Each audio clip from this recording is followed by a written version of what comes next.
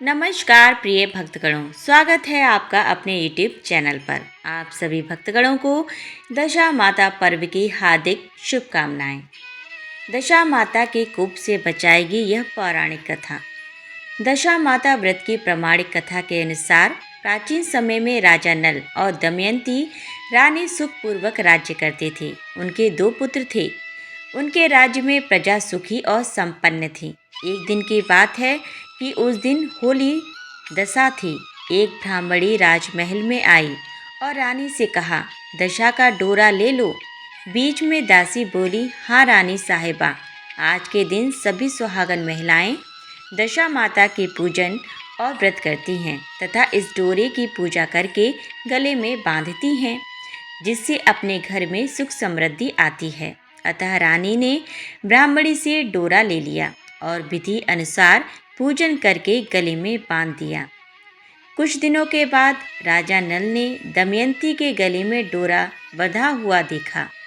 राजा ने पूछा, इतने सोने के गहने पहनने के बाद भी आपने यह डोरा क्यों पहना? रानी कुछ कहती, इसके पहले ही राजा ने डोरे को तोड़कर जमीन पर फेंक दिया। रानी ने उस डोरे को जमीन से उठा लिया और राजा से कहा, यह तो दशा माता का डोरा था। आपने उनका अपमान करके अच्छा नहीं किया। जब रात्रि में राजा सो रहे थे, तब दशा माता स्वप्न में बुढ़िया के रूप में आई और राजा से कहा, हे राजा, तेरी अच्छी दशा जा रही है और बुरी दशा आ रही है। तूने मेरा अपमान करके अच्छा नहीं किया। ऐसा कहकर बुढ़िया अंतर ध्यान हो गई। अब जैसे तैसे दिन बीतते गए। वैसे वैसे कुछ ही दिनों में राजा के ठाट बाट, हाथी घोड़े, लाभ लश्कर, धन धान्य, सुख शांति सब कुछ नष्ट होने लगे। अब तो भूखे मरने का समय तक आ गया। एक दिन राजा ने दमयंती से कहा, तुम अपने दोनों बच्चों को लेकर अपने मायके चली जाओ। रानी ने कहा, मैं आपको छोड़कर कहीं नहीं जाऊंगी। जिस प्रकार आप रहेंगे उसी प्रकार मैं भी आपके साथ रहूंगी। तब राजा ने कहा, अपने देश को छोड़कर दूसरे देश में चलें। वहाँ जो भी काम मिल जाएगा वही काम कर लेंगे। इस प्रकार नल दमयंती अपने देश को छोड़कर चल दिए। चलते चलते रास्ते में भील राजा का महल दिखाई दिया। वहाँ राजा ने अपने दोनों बच्चों को अमानत के तौर पर छोड़ दिया। आगे चले तो रास्ते में राजा के मित्र का गांव आया। राजा ने रानी से कहा, चलो हमारे मित्र के घर चलें। मित्र के घर पहुंचने पर उनका खूब आदर सत्कार हुआ और पकवान बनाकर भोजन कराया। मित्र ने अपने शयन कक्ष में सुलाया। उसी कमरे में मोर की आकृति की खूंटी पर मित्र की पत्नी का हीरों जड़ा कीमती हार टंगा था। मध्य रात्रि में रानी की नींद खुली तो उन्होंने देखा कि वह बेजान खूंटी हार को निगल रही है। यह देखकर रानी ने तुरंत राजा को जगाकर दिखाया और दोनों ने विचार किया कि सुबह होने पर मित्र के पूछने पर क्या जवाब देंगे। अतः यहाँ से इसी समय चले जाना चाहिए। राजा रानी दोनों रात्रि को ही वहाँ से चल दिए। सुबह होने पर मित्र की पत्नी ने खूंटी पर अपना हार देखा। हार वहाँ नहीं था। तब उसने अपने पति से कहा, तुम्हारे मित्र कैसे हैं जो मेरा हाथ चुराकर रात्रि में ही भाग गए हैं? मित्र ने अपनी पत्नी को समझाया कि मेरा मित्र कदापि ऐसा नहीं कर सकता। धीरज रखो, कृपया उसे चोर मत कहो। आगे चलने पर राजा नल की बहन का गांव आया। राजा ने बहन के घर खबर पहुंचाई कि तुम्हारे भाई भौजाई आए हुए हैं। खबर देने वाले से बहन ने पूछा, उनके हालचाल कैसे हैं? वह बोला, दोनों अकेले हैं, पैदल ही आए हैं तथा वे दुखी हाल में हैं। इतनी बात सुनकर बहन थाली में कांदा रोटी रखकर भैया भाभी से मिलने आई। राजा ने तो अपने हिस्से का खा लिया, परंतु रानी ने जमीन में गाड़ दिया। चलते चलते एक नदी मिली। राजा ने नदी में से मछलियाँ निकालकर रानी से कहा, तुम इन मछलियों को भूंजो, मैं गांव में से परोसा लेकर आता हूँ। गांव का नगर सेठ सभी लोगों को भोजन करा रहा था। राजा गांव में गया और परोसा लेकर वहाँ से चला तो रास्ते में चील ने झपट्टा मारा तो सारा भोजन नीचे गिर गया। राजा ने सोचा कि रानी विचार करेगी कि राजा तो भोजन करके आ गया और मेरे लिए कुछ भी नहीं लाया। उधर रानी मछलियाँ भूनने लगी तो दुर्भाग्य से सभी मछलियाँ जीवित होकर नदी में चली गईं। रानी उदास होकर सोचने लगी कि राजा पूछेंगे और सोचेंगे कि सारी मछलियाँ खुद खा गई। जब राजा आए तो मन ही मन समझ गए और वहाँ से आगे चल दिए। चलते चलते रानी के मायके का गांव आया। राजा ने कहा, तुम अपने मायके चली जाओ, वहाँ दासी का कोई भी काम कर लेना, मैं इसी गांव में कहीं नौकर हो जाऊंगा। इस प्रकार रानी महल में दासी का काम करने लगी और राजा तेली के घाने पर काम करने लगा। दोनों को काम करते हुए बहुत दिन हो गए। जब होली दशा का दिन आया तब सभी रानियों ने सिर धोकर स्नान किया। दासी ने भी स्नान किया। दासी ने रानियों का सिर गूंथा तो राजमाता ने कहा, मैं भी तेरा सिर गूंथ दूं। ऐसा कहकर राजमाता जब दासी का सिर गूंथ ही रही थी तब उन्होंने दासी के सिर में पद्म देखा। यह देखकर राजमाता की आंखें भर आईं और उनकी आंखों से आंसू की बूंदें गिरी। आंसू जब दासी की पीठ पर गिरे तो दासी ने पूछा, आप क्यों रो रही हैं? राजमाता ने कहा, तेरे जैसी मेरी भी बेटी है जिसके सिर में भी पद्म था, तेरे सिर में भी पद्म है। यह देखकर मुझे उसकी याद आ गई। तब दासी ने कहा, मैं ही आपकी बेटी हूँ। दशा माता के कोप से मेरे बुरे दिन चल रहे हैं, इसीलिए यहाँ चली आई। माता ने कहा, बेटी तूने यह बात हमसे क्यों छिपाई? दासी ने कहा, माँ मैं सब कुछ बता देती तो मेरे बुरे दिन नहीं कटते। आज मैं दशा माता का व्रत करूँगी तथा उनसे गलती की क्षमा याचना करूँगी। अब तो राजमाता ने बेटी से पूछा, हमारे जमाई राजा कहाँ हैं? बेटी बोली, वे इसी गांव में किसी तेली के घर काम कर रहे हैं। अब गांव में उनकी खोज कराई गई और उन्हें महल में लेकर आए। जमाई राजा को स्नान कराया, नए वस्त्र पहनाए और पकवान बनवाकर उन्हें भोजन कराया गया।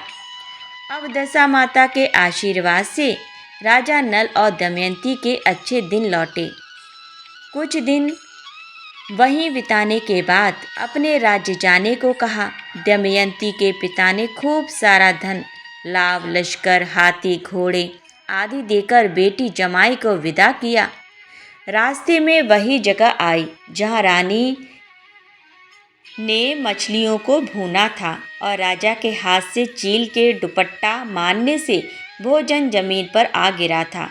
तब राजा ने कहा, तुमने सोचा होगा कि मैंने अकेले भोजन कर लिया होगा, परंतु चील ने दुपट्टा मारकर गिरा दिया था। अब रानी ने कहा, आपने सोचा होगा कि मैंने मछलियाँ भूनकर अकेले खा ली होंगी, परंतु वे तो जीवित होकर नदी में चली गई थी। चलते चलते अब राजा की बहन का गांव आया। राजा ने बहन के यहाँ खबर भेजी। खबर देने वाले से पूछा कि उनके हालचाल कैसे हैं। उसने बताया कि वे बहुत अच्छी दशा में हैं, उनके साथ हाथी, घोड़े, लाव, लश्कर हैं।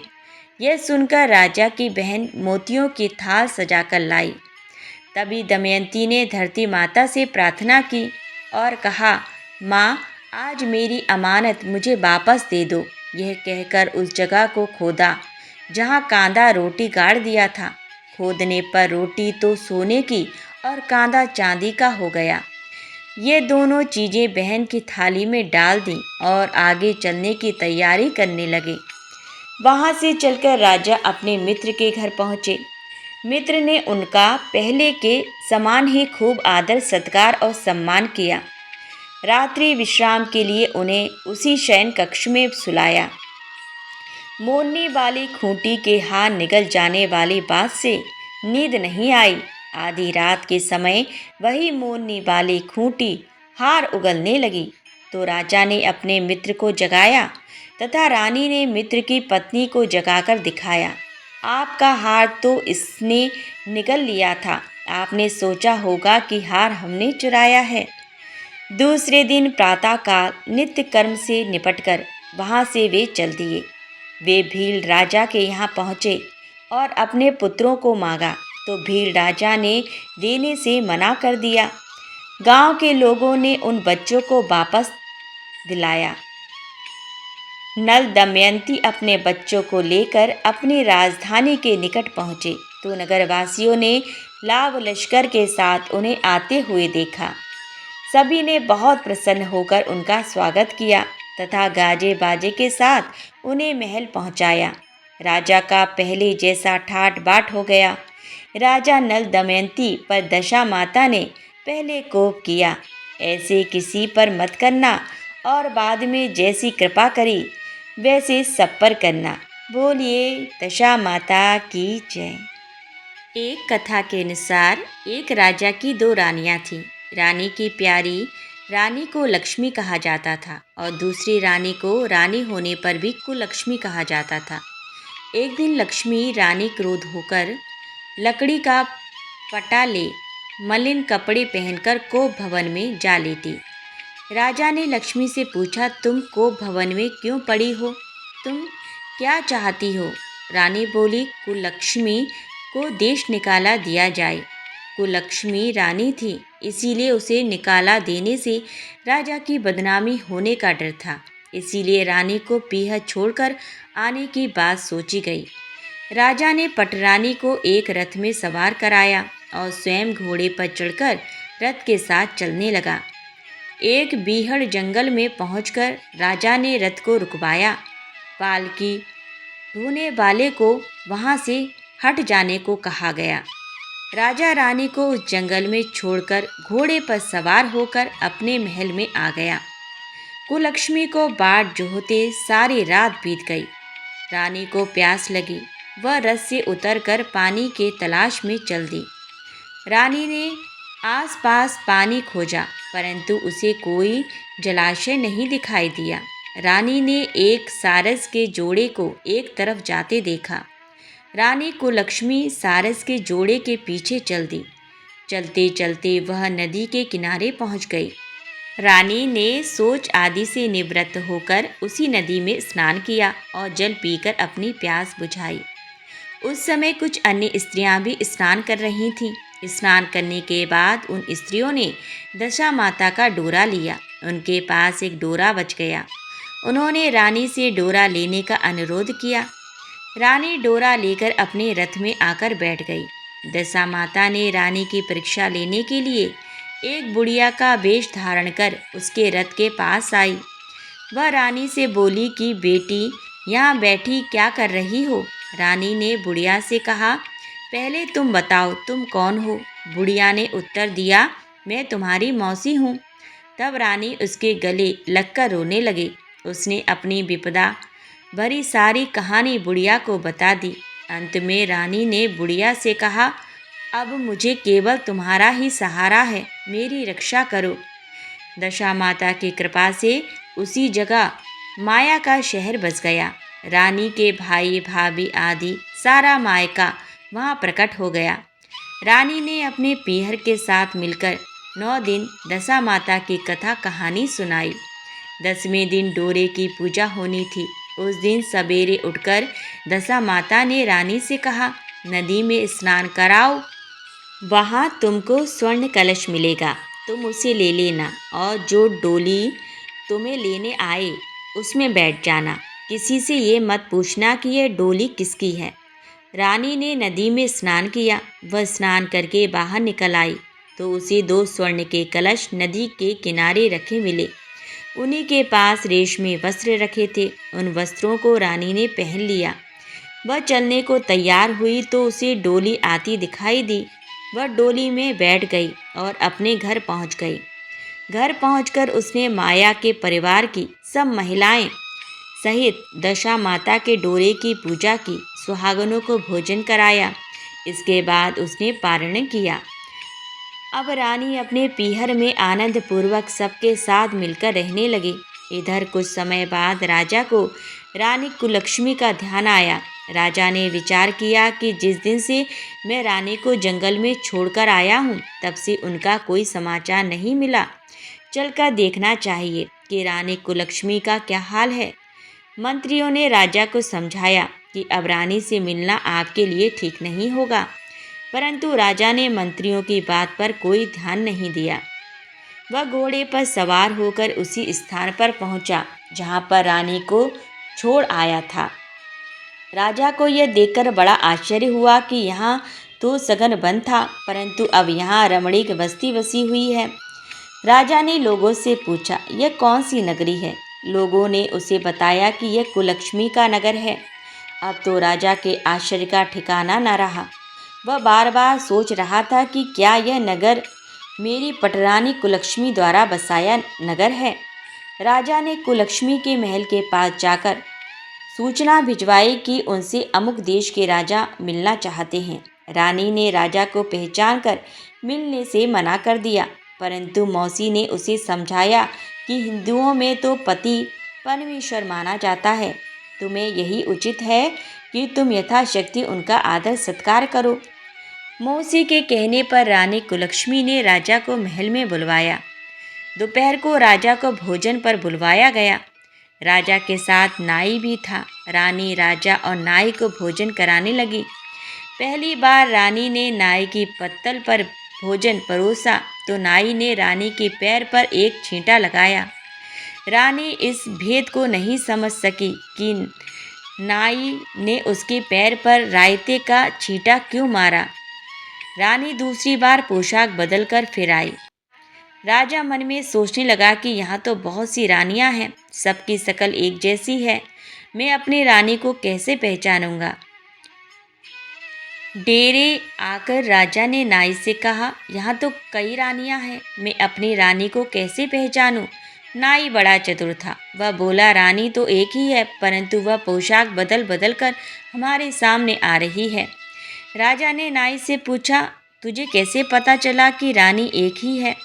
नाई बोला कि मैंने उनके पैर पर रायते का छींटा मारा था। वह 3 बार कपड़े बदलकर हमारे सामने आई, परंतु वह छींटा उनके पैर पर तीनों बार लगा था। अगले दिन रानी ने राजा को अपने महल में बुलवाया। राजा को अपनी मेज पर बिठाकर खाने के लिए पेन का बीड़ा दिया। पान खाकर राजा पलंग पर लेट गया और रानी उसके पैर दबाने लगी। राजा ने रानी से अपने किए के लिए क्षमा मांगी और रानी को अपने राजधानी में चलने को कहा। रानी ने कहा, आप मुझे किस मुंह से चलने को कह रहे हो? आप तो मुझे जंगल में अकेला छोड़कर चले गए थे। आप तो दूसरी रानी के कहने पर मुझे त्याग चुके थे। यह तो मेरी मौसी का किया हुआ है, उसी के कारण यह सब वैभव मुझे प्राप्त हुआ है, वरना आप तो मेरा सर्वनाश कर चुके थे। राजा ने रानी को बहुत समझाया। तब रानी बोली कि मैं केवल एक शर्त पर आपके साथ चल सकती हूँ। आप मेरी मौसी से वरदान मांगेंगे कि यह नगरी आपकी राजधानी के पास पहुँचा दे, जिससे जब मेरा मन चाहे आपके पास रहूं और जब जी चाहे तो मौसी के दिए महल में चले आऊं। मेरी मौसी बड़ी दयालु है, संभव है कि वह हमारी बात मान जाए। राजा ने दशा माता मौसी से प्रार्थना की। मौसी ने राजा की बात मानकर दोनों शहरों को पास पास स्थापित कर दिया, मानो एक दूसरे के ही भाग हों। राजा ने दशा माता की कृपा का फल जानकर शहर में ढिंढोरा पिटवाया कि उसकी प्रजा दशा माता की पूजा किया करे। भगवती दशा माता ने जिस प्रकार कुलक्ष्मी पर दया करी, वैसे ही दया सब पर करना। बोलिए दशा मैया की जय। दशा माता की एक कथा के अनुसार एक राजा था। उसकी 2 रानियां थीं। बड़ी रानी के संतान नहीं थी, छोटी रानी के पुत्र था। राजा छोटी रानी और राजकुमार को बहुत प्यार करता था। बड़ी रानी छोटी रानी से ईर्ष्या करने लगी। बड़ी रानी राजकुमार के प्राण हर लेना चाहती थी। एक दिन राजकुमार खेलता खेलता बड़ी रानी के चौक में चला गया। बड़ी रानी ने राजकुमार के गले में एक काला सांप डाल दिया। छोटी रानी दशा माता का व्रत करती थी। राजकुमार दशा माता का ही दिया हुआ था। दशा माता की कृपा से राजकुमार के गले में सांप बिना नुकसान पहुंचाए चला गया। दूसरे दिन बड़ी रानी ने लड्डुओं में जहर मिलाकर राजकुमार को खाने के लिए दिया। राजकुमार जैसे ही लड्डू खाने लगा तो दशा माता एक दासी का रूप धारण कर आई और राजकुमार के हाथ से लड्डू छीन लिए। बड़ी रानी का यह बार भी खाली गया। रानी को बड़ी चिंता हुई कि किसी भी तरह से राजकुमार को मारना है। तीसरे दिन जब राजकुमार फिर बड़ी रानी के आंगन में खेलने गया तो रानी ने उसे पकड़कर गहरे कुएं में ढकेल दिया। चूंकि कुआं बड़ी रानी के आंगन में बना था, इसीलिए किसी को भी पता नहीं चला कि राजकुमार कहाँ गया। लेकिन जैसे ही बड़ी रानी ने राजकुमार को कुएं में ढकेला तो दशा माता ने उसे बीच में ही रोक लिया। इधर दोपहर हो जाने पर राजकुमार के न लौटने पर राजा व छोटी रानी को चिंता सताने लगी। दशा माता को भी इस बात की चिंता हुई। राजकुमार को उसके माता पिता के पास किस प्रकार पहुंचाया जाए। राजकुमार को तलाश करने वाले कर्मचारी निराश होकर बैठ गए। राजा व छोटी रानी पुत्र शोक में रोने लगे। तब दशा माता ने भिखारी का रूप धारण किया और राजकुमार को गले में लगाए राजद्वार पर पहुंची। वह राजकुमार को एक वस्त्र में छिपाए हुए भिक्षा मांगने लगी। सिपाहियों ने उसे धुतकार कर कहा, तुझे भिक्षा की पड़ी है और यह राजकुमार खो गया है।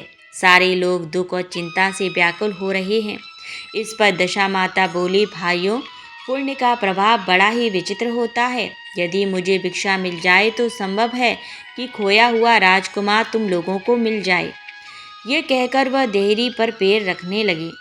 सिपाहियों ने उन्हें आगे बढ़ने से रोका। उसी समय दशा माता ने बालक का पैर वस्त्र से बाहर कर दिया। सिपाहियों ने समझा कि कुंवर उसके हाथों में है, इसीलिए उसे अंदर जाने दिया जाए। दशा माता कुंवर को लिए भीतर चली गई। उसने राजकुमार को चौक में छोड़ दिया और वापस चली गई। परंतु रानी ने दशा माता रूपी भिखारिन को देख लिया था। उसने कहा कि खड़ी रहो, और कौन हो तुम? तुमने 3 दिन मेरे बेटे को छिपा कर रखा था। तुमने ऐसा क्यों किया? तुम्हें मेरे इस प्रश्न का उत्तर देना होगा। दशा माता उसी समय ठहर गईं। उन्होंने बताया कि मैं तुम्हारे पुत्र की चोरी करने वाली नहीं हूँ। मैं तो तुम्हारी आराध्य देवी दशा माता हूँ। मैं तुम्हें सचेत करने आई हूँ कि बड़ी रानी तुमसे ईर्ष्या रखती है। वह तुम्हारे पुत्र के प्राण हल लेना चाहती है। एक बार उसने तुम्हारे पुत्र के गले में काला सांप डाला था, जिसे मैंने भगाया। दूसरी बार उसने इसे विष के लड्डू खाने को दिए थे, जिन्हें मैंने उसके हाथों से छीन लिए थे। इस बार उसने तुम्हारे राजकुमार को अपने आंगन के कुएं में ढकेल दिया था और मैंने इस बीच में ही रोक कर इसकी रक्षा की। इस समय मैं भिखारिन के वेश में तुम्हें सचेत करने आई हूँ। यह सुनकर छोटी रानी दशा माता के पैरों में गिरकर क्षमा मांगने लगी। छोटी रानी विनती भाव से बोली, जैसी कृपा आपने मुझ पर दर्शन देकर की है, मैं चाहती हूँ कि आप सदैव इस महल में निवास करें। मुझसे जो सेवा पूजा होगी मैं करूँगी। इस पर दशा माता बोली कि मैं किसी के घर में नहीं रहती। जो श्रद्धापूर्वक मेरा ध्यान स्मरण करता है, मैं उसी के हृदय में निवास करती हूँ। मैंने तुम्हें साक्षात दर्शन दिए हैं, इसीलिए तुम सुहागनों को बुलाकर उन्हें यथा विधि आदर सत्कार के साथ भोजन कराओ और नगर में ढिंडोरा पिटवा दो कि सभी लोग मेरा डोरा लें और व्रत करें। इतना कहकर दशा माता अंतर ध्यान हो गई। रानी ने अपने राज्य की सौभाग्यवती स्त्रियों को निमंत्रण देकर बुलाया और उपटन से लेकर शिरोभूषण श्रृंगार कर उसकी यथाविधि सेवा कर भोजन करवाया और दक्षिणा में गहने आदि देकर विदा किया। रानी ने अपने राज्य में ढिंडोरा पिटवा दिया कि अब से सब लोग दशा माता का डोरा लिया करें। बोलिए दशा मैया की जय। दशा माता की कथा के अनुसार एक गांव में एक बुढ़िया ब्राह्मणी रहती थी। वह बहुत गरीब थी। उसके एक बेटा था। एक दिन वह अपने बेटे से बोली, बेटा, कुछ ऐसा काम करो जिससे 4 पैसे की आमदनी हो और हम दोनों का जीवन निर्वाह हो। अब मेरे तो बुढ़ापे के कारण हाथ पैरों ने जवाब दे दिया है। तब उसका लड़का गांव वालों के जानवर चराने लगा। एक दिन लड़का पशुओं को पानी पिलाने नदी पर ले गया। वहाँ पर महिलाएं स्नान करके दशा माता को डोरा ले रही थीं। उनके पास एक डोरा बच गया था। उनमें से एक स्त्री ने कहा कि इस लड़के से पूछो कि यह किसका है। तब एक स्त्री लड़के के पास जाकर पूछने लगी, तुम्हारे घर में कौन कौन है? लड़के ने बताया कि केवल मेरी बूढ़ी माँ है। स्त्रियों ने लड़के को एक डोरा देते हुए कहा कि तुम इसे ले जाकर अपनी माता को दे देना और कहना कि इसका पूजन और व्रत करें। हम तुम्हें सीधा और पूजा की सामग्री भी देते हैं, इसे भी अपने माता को दे देना। लड़के ने उनसे डोरा लिया। फिर सब स्त्रियों ने उसे सीधा भी दिया। लड़का उस सामान को लेकर घर आया। उसने दरवाजे से ही माँ को पुकार कर कहा, गठरी को उतार लो, मैं बोझ से दबा जा रहा हूँ। उसकी माँ बहुत प्रसन्न हुई। माँ ने बेटे से पूछा, यह सब कहाँ से लाए हो? लड़के ने माँ को सब समाचार सुनाकर दशा माता का डोरा भी दे दिया। बुढ़िया ने डोरे को लेकर माथे से लगाया और उसी दिन से व्रत करने लगी। 9 दिन तक कथा कहानी कहती रही। 10वें दिन उसने डोरे की पूजन की तैयारी शुरू की। वह देहरी के बाहर गोबर से लीप रही थी कि उसी समय एक बहुत ही गरीब बुढ़िया आकर बोली कि क्या कर रही हो बहन? उसने जवाब दिया कि आज मेरे घर पर दशा माता का पूजन है, इसीलिए लीप रही हूँ। उस बुढ़िया रूपी दशा माता ने ही की है। मुझे बहुत प्यास लगी है, थोड़ा सा पानी पिला दे। इस पर लड़के की माता बोली, मैं तो इस मिट्टी के बर्तन से पानी पीती हूँ, मेरी यह लोटा लुटिया कुछ नहीं है। तुमको पानी किस में भर कर दूँ? एक कटोरी ही मेरे घर में है, पता नहीं वह कहाँ पड़ी होगी। जरा तुम ठहरो, मैं कटोरी ले आऊँ, तब तुझको पानी पिलाऊंगी। बुढ़िया हाथ धोकर अंदर कटोरी लेने गई। इसी बीच दशा माता, जिन्होंने बुढ़िया का रूप धारण कर रखा था, उसके मटके रखने की जगह पर एक सोने का घड़ा रखकर अंतर्ध्यान हो गई। बुढ़िया कटोरी लेकर मटके के पास गई। वहाँ सोने का घड़ा देखकर घबराई। वह मन में सोचने लगी कि मुझ पर बुढ़ापे में चोरी का नाम लगेगा, मैं चोर कहलाऊंगी। वह इस चिंता में दशा माता रूपी बुढ़िया को खोजने निकली। तब तक उसका लड़का भी घर आ गया था। उसने माँ से पूछा, तुम किसे खोज रही हो? उसने बताया, अभी क्षीण अवस्था वाली बुढ़िया आई थी और यहाँ सोने का घड़ा रखकर न जाने कहाँ चली गई। लड़के ने बताया, वही तो दशा माता थी, उन्होंने तुमको यह घड़ा दिया है। दोबारा फिर कभी वह आए तो उसके स्वागत में कोई कमी नहीं रखना और उनकी आज्ञा का पालन करना। जब तुम नदी पर नहाने जाओ तो तुम्हें नदी घाट पर जो भी चीज़ मिले उसको दशा माता का दिया हुआ प्रसाद समझकर ले लेना। किसी से यह पूछताछ मत करना कि यह किसकी चीज़ है, यह कहाँ से आई है। बुढ़िया नदी में नहाकर बाहर निकली तो उसे सोने का घड़ा भरा दिखाई दिया और उसके पास ही अच्छे वस्त्र रखे थे। बुढ़िया ने कपड़ों को पहन लिया और घड़े को हाथ में लेकर चलने की तैयारी की कि 4 कुम्हारों ने एक डोली लेकर उसके पास आए। कुम्हारों ने उसी डोली में बैठने को कहा। बुढ़िया जब घर पहुंची तो उसने देखा कि वहां तो एक आलीशान महल खड़ा है। बुढ़िया महल के अंदर चली गई। वहां उसने श्रद्धापूर्वक और भक्तिभाव से दशा माता के डोरे का पूजन किया और हाथ जोड़कर वरदान मांगा कि जिस प्रकार तुमने मुझे संपत्ति दी है, उसी प्रकार मेरे घर में एक सुशील बहू और आ जाए, तभी यह सब शोभा देगा। कुछ दिनों बाद लड़के का विवाह हो गया और बहुत ही सुंदर बहू सुशील बुढ़िया के घर आ गई। बुढ़िया ने दोबारा दशा माता से वर मांगा कि जैसे मेरे बहू बेटे सुशील और सज्जन हैं, उसी प्रकार के मैं पौत्र पाऊँ। कुछ दिनों बाद बुढ़िया के यहाँ एक पौत्र रूपी रत्न पैदा हुआ। एक दिन बुढ़िया ने अपनी बहू को पास बैठाकर समझाया कि मेरी यह सब संपत्ति दशा माता की प्रदान की हुई है, उन्हीं की कृपा से तुम इस घर में आई हो। मेरे नहीं रहने के बाद यदि कोई मेले कुचेले कपड़े धारण किए हुए बुढ़िया तुम्हारे घर पर आए तो उसे आंचल के छोर से पोंछ डालना, घिन मत करना, उसे प्रार्थना करना, यह सब आपका ही दिया हुआ तो है। जब भी दशा माता का डोरा लेना हो तब उसको तुम भी अवश्य लेना और श्रद्धापूर्वक उसका पूजन करना। जब भी तुम्हारे ऊपर संकट के बादल घिराएं तो सुहागनों को न्योताना। दशो माता की कृपा से तुम्हारी सब इच्छाएं पूरी होंगी। कुछ दिनों के बाद बुढ़िया का स्वर्गवास हो गया। दशा माता ने सोचा कि बुढ़िया के घर चलकर देखना चाहिए कि उसकी बहू सास के वचनों का पालन करती है या नहीं। एक दिन दशा माता ने वृद्ध भिखारिन का वेश धरकर उसके घर गईं। उसे देखते ही बहू खड़ी हो गई, उसके पांव छुए और बालक को उसकी गोद में डाल दिया। उसकी श्रद्धा भक्ति से दशा माता बहुत प्रसन्न हुई। उन्होंने आशीर्वाद दिया कि तेरी धर्म बुद्धि है, भगवान तेरा सदैव कल्याण करेंगे, भंडार भरपूर रहेगा, तू जो इच्छा करेगी वह तुझे अवश्य प्राप्त होगा। दशा माता ने जैसी कृपा बुढ़िया ब्राह्मणी पर की वैसी कृपा अपने भक्तजनों पर बनाए रखना। बोलिए दशा मैया की जय। प्रिय भक्तगणों, आज की कथा यहीं संपन्न होती है। यदि आपको हमारी यह वीडियो पसंद आई है तो प्लीज़ हमारी वीडियो को लाइक ज़रूर करें और यदि इसी प्रकार की और वीडियो भविष्य में देखना चाहते हैं तो हमारे चैनल को सब्सक्राइब अवश्य कर लें। पूरा वीडियो वॉच करने के लिए धन्यवाद।